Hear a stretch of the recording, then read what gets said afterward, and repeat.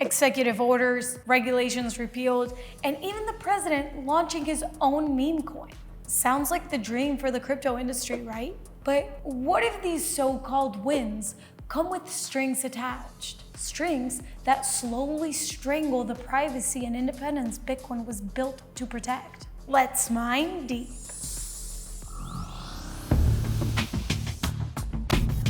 Legislative wins for Bitcoin sound like progress, and they are on the surface.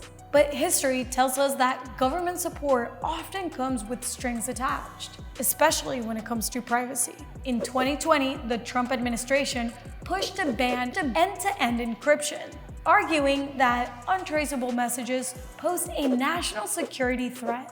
And even right now, a few weeks after Trump fulfilled his promise to free Ross, the developers of Samurai Wallet are facing jail time and fines of up to $2 billion for unlicensed money transmitting. Their crime? Running this open source code. Oops, I think I just committed a felony on camera. Jokes aside, things are moving at a rapid pace in this administration.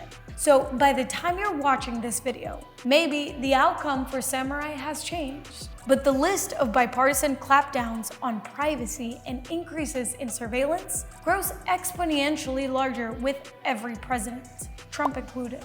Another one under Trump's previous watch, the Cloud Act, a law he signed in 2018 which allows US law enforcement agencies to obtain the information of American citizens from servers located outside the US. And let's not forget about the Patriot Act, 2 decades of spying on Americans, all rubber-stamped by Republicans and Democrats alike. Yet Trump, the so-called outsider, never mentioned repealing or reforming it once. Because no president ever gives up power once they've tasted it.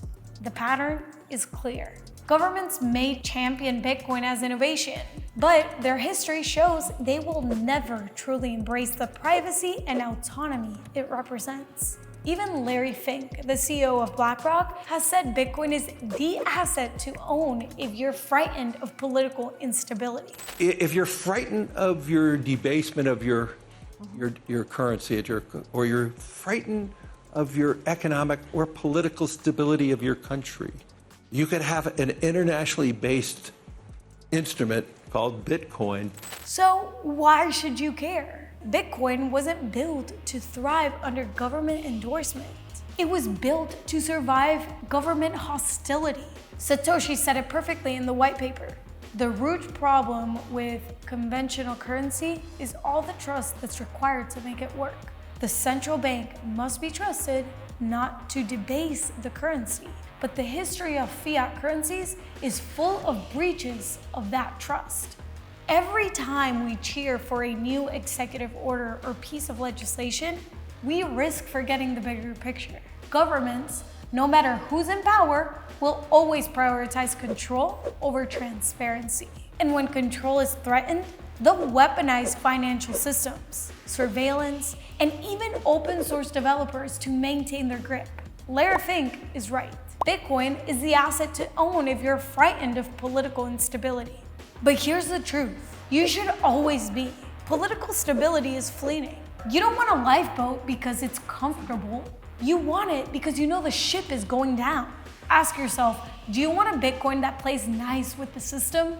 Or do you want the Bitcoin that is the alternative to the system? Because in the end, hostility isn't Bitcoin's weakness. It's the fire that forges it. Don't miss Jesse Powell Backstage. I never thought that we would have a president that really embraces Bitcoin. And now it's so much more than the president. It's the whole cabinet. It's so many senators and congresspeople. It seems like we're having a real turn in the government, toward Bitcoin, which is amazing. And it's going to help a lot of people. People have been underserved by the banks, by the financial system, not just in the States, but all over the world. And so it feels so great. I mean, for our company, for Kraken, we're over 13 years old. So it's been a very long road. And I'm more optimistic than ever. But do you think it's sort of contradictory? Bitcoin is like freedom, and we're here celebrating that politicians are embracing it. They should embrace it. It's not something that needs to. It's only good if the government ignores it. You know, I think that having that stamp of approval from the government will help adoption. And, you know, for the last 4 years, the government has really just been in the way. And so this is really just, you know, also a celebration of having the freedom again, you know, not having the government at our backs trying to shut us down every day. You know, I didn't think we would get to this position, but it feels like we've done a total 180 just since the election. Things are already going in the right direction. Who would have ever imagined we would have a new president who's committed to Bitcoin and crypto? We'd have this many people coming to celebrate the potential for crypto in the United States. It's been an unbelievable celebration, and we're excited to be a part of it.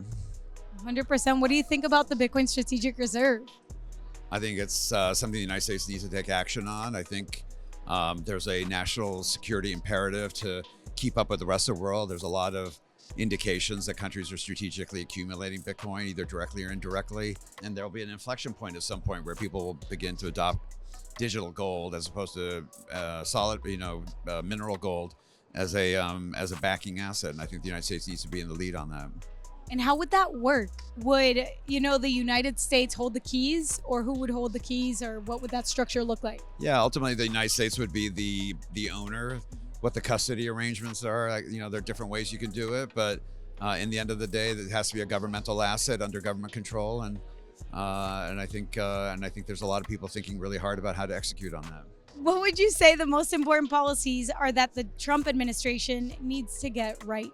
Well, the most important thing that President Trump can do is what he's already done, which is to put a very clear political commitment to make the U.S. a crypto capital. I think once you have the President of the United States say something clear like that, it penetrates all levels of government in the United States, and all the 100 decisions that bureaucrats and policymakers have to make is going to be informed by the fact that the president has committed the U.S. to be a crypto and Bitcoin capital.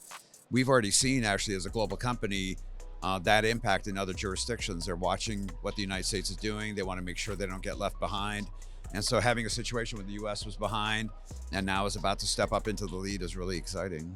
If you could pass a law or a bill that is pro-Bitcoin and crypto in the United States for 2025, what would you pass? I would pass something like what the House passed last year, the FIT 21, because that's the area in which the regulatory uncertainty is most pronounced. So market structure rules, basically explaining what's a commodity, what's a security, and having rules around how you trade it, and then having clear rules around the issuance of stable coins. I think once you get those two foundational things done, most of the rest of the regulatory uncertainty around the ecosystem ultimately gets resolved.